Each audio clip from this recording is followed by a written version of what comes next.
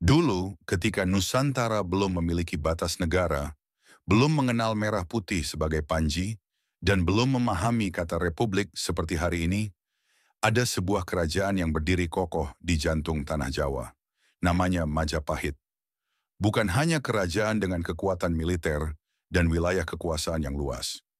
Majapahit adalah simbol kemakmuran, pusat peradaban yang mampu menyatukan ratusan pulau dalam harmoni dagang, budaya, dan spiritualitas.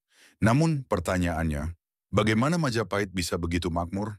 Apa yang bisa kita pelajari dari sistem ekonomi yang mereka bangun ratusan tahun silam? Kemakmuran Majapahit bukan keajaiban.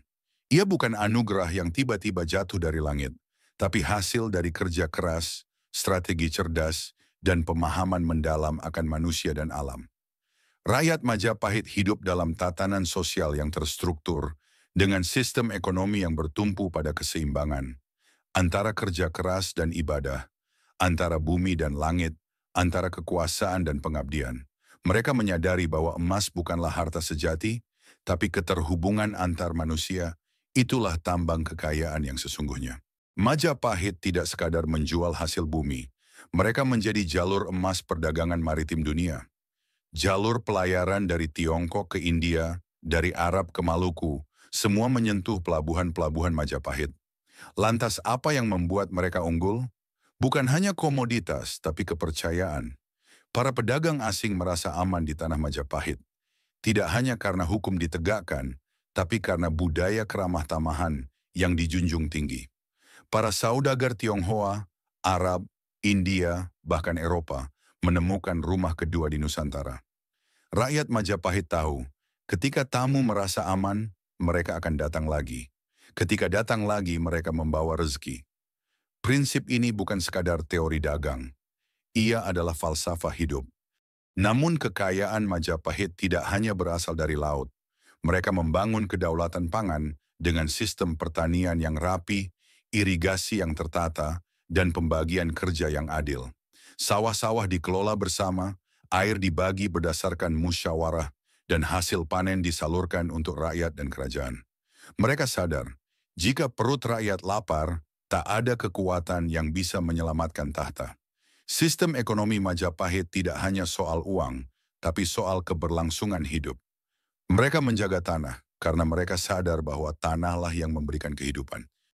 Yang membuat ekonomi Majapahit begitu istimewa adalah spiritualitas yang menyatu di dalam kerja. Setiap petani yang menanam padi melakukannya dengan doa. Setiap pedagang yang membuka warung memulainya dengan harapan baik. Setiap perajin yang menempa logam mempersembahkannya sebagai bentuk pengabdian. Bagi mereka, bekerja bukan sekedar mencari nafkah, tetapi juga menjalankan dharma, jalan kehidupan yang suci atau ibadah. Inilah sebabnya Majapahit bukan sekedar kaya secara materi, tapi juga secara jiwa. Mereka mengajarkan bahwa ekonomi tanpa jiwa hanyalah kerakusan, tapi ekonomi yang dijalankan dengan hati yang tulus bisa menjadi jalan menuju surga. Di Majapahit, pajak bukanlah kutukan, ia adalah tanggung jawab sosial. Rakyat menyetor sebagian hasil kepada kerajaan bukan karena dipaksa, tapi karena paham. Kekuatan kerajaan adalah cermin dari kekuatan rakyat. Pajak digunakan untuk membangun jalan, memperbaiki irigasi, mendanai pasukan yang menjaga keamanan, dan membiayai upacara adat untuk menjaga keseimbangan alam. Keadilan ekonomi Majapahit terletak pada prinsip win-win solution atau keuntungan untuk semua pihak. Tidak ada monopoli istana, yang ada keuntungan bersama antara istana dan juga rakyat. Raja bijak adalah raja yang bisa membagi adil agar semua bisa hidup. Majapahit mengenal sistem kerja kolektif. Dalam bentuk koperasi tradisional, masyarakat saling membantu dalam bertani, membangun rumah, hingga dalam perdagangan. Gotong royong bukan hanya konsep sosial, ia adalah pondasi ekonomi. Saling bantu, saling dukung, saling menguatkan. Itulah kekuatan sesungguhnya dari ekonomi Majapahit. Mereka percaya bahwa ketika satu orang jatuh, seluruh kampung ikut membantu bangkit. Maka hampir tidak ada orang yang kelaparan dan tidak ada orang yang ditinggalkan. Satu hal yang sering dilupakan adalah seni juga menjadi bagian dari kekayaan Majapahit.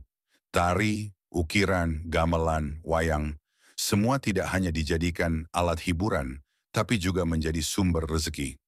Para seniman dihormati, diberi ruang untuk berkembang, bahkan diundang ke istana untuk tampil. Seni bukan pelengkap hidup, tapi juga nadi kehidupan. Bagi Majapahit, bangsa yang kehilangan seni akan kehilangan rohnya. Dan roh itulah yang menjaga keberlangsungan ekonomi berbudaya. Namun sejarah mencatat, Majapahit juga runtuh. Bukan karena miskin dan juga bukan karena alam. Keruntuhan Majapahit karena keserakahan, perebutan kekuasaan, dan hilangnya spiritualitas dalam kehidupan. Ekonomi yang awalnya dibangun dengan jiwa yang tulus, akhirnya dirusak oleh ego dan nafsu.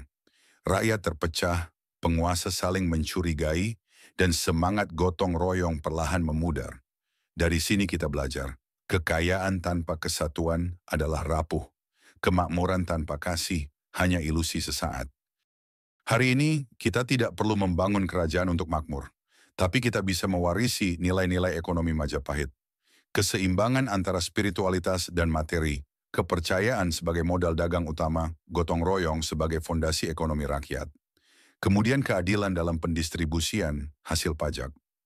Itulah warisan sejati dari Majapahit. Bukan candi, bukan prasasti, tapi nilai-nilai kehidupan. Dan nilai itulah yang bisa membangkitkan kembali kejayaan baru, yang lebih manusiawi. Bayangkan jika hari ini kita membangun ekonomi yang meniru semangat Majapahit. Ekonomi yang tidak meninggalkan kaum lemah. Yang tidak hanya bicara pertumbuhan, tapi juga keberkahan. Yang tidak dibangun dengan utang, tetapi dibangun dengan cinta, gotong royong, dan rasa cukup. Mungkin kita tak bisa membalikan waktu, tapi kita bisa belajar dari waktu. Karena sejatinya, Majapahit tidak pernah benar-benar hilang. Ia hidup dalam hati setiap orang yang percaya bahwa kekayaan terbesar adalah ketika kita makmur bersama-sama.